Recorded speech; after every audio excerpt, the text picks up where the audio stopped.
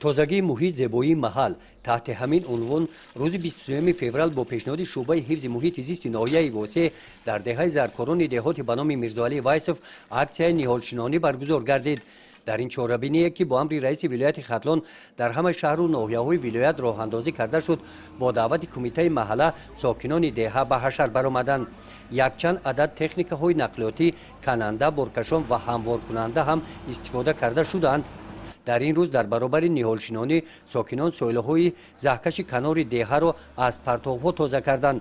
مقصد دارند که این گوشه نوآباد را با شنانیدن درختان سایه‌افکن به یکی از جایهای استراحتی برای ساکنان و مهمانان مبدل نمایند. در دهه زرکاران با عملی نمودن این تدبیر مهم اکولوژی با دستور شعبه حفظ محیط زیست و پیشنهاد جماعت دهات طبق نقشه معین بخشیده به نوروز آبادکاری ها در این ماه وسعت تازه پیدا نمودند. ما تصمیم گرفتیم که خب همین راه بین دهه درآمدگاه دهه را سمنت پوش کنیم و جویبارها را تازه کنیم. جویباری که بین دهه از بین دهه میگذرد آن را نیز امروز دست جمعانه ما از افلاسی ها پرتاب ها تازه کردیم.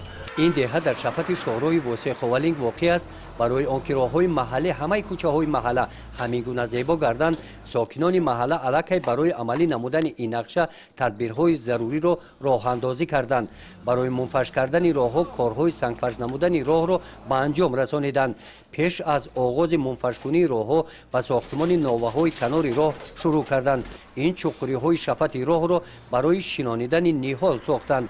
در ساختمان ناوه‌ها شخصان سخاوتمند دهه محمد مرادov و دیگران سهم ارزنده گذاشته ایستادند. رحمت به جناب عالی که ما سخنهای آن را شنویده از سخنهای و بهره گرفته این همی کارا را کرده استیم.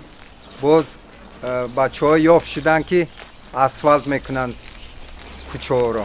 ساکنان دهه زرکاران مقصد دارند که با استقبال نوروز در خانه و کوچه های محله کارهای پاککاری را به انجام رسانیده این عید ملی را در سطح بلند تاجیکانه استقبال گیرند. گزارش خواجه نظری خدای نظر ظهورов از ناحیه واسه برای برنامه اطلاعاتی نوید.